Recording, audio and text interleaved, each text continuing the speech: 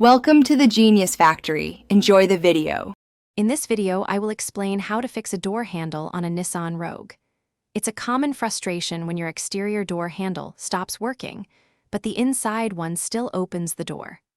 Often, the problem is a simple disconnection of the cable from the handle mechanism or a broken plastic component within the handle itself. Don't worry, this repair is manageable for many DIY enthusiasts. We'll guide you through the steps to get your door opening smoothly again in no time. Before we begin, let's gather the necessary tools for this repair. You'll need a trim tool set to safely remove interior panels without damage. A 10mm socket, a T30 Torx driver, a ratchet, and socket extensions are also essential. Don't forget a new replacement door handle, which you can often find for around $30 to $70. Having everything ready will make the process much smoother and more efficient. Now, let's get to the heart of the repair. Begin by carefully prying off the power window switch panel and disconnecting its electrical connectors.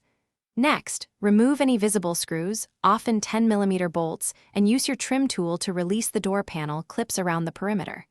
Once the panel is loose, lift it upwards, disconnect the two door handle cables, and then remove the old handle.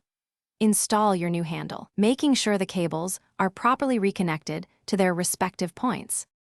With the new handle in place, it's time for reassembly. Reconnect all electrical connectors, then carefully align the door panel and press it firmly to engage all the clips. Replace any screws you removed, ensuring they are snug but not over-tightened. Finally, test both the interior and exterior door handles multiple times to confirm they operate correctly. Make sure the door latches and unlatches smoothly, providing a secure and functional entry point once again. Thanks for watching. If you found this helpful, don't forget to like and subscribe.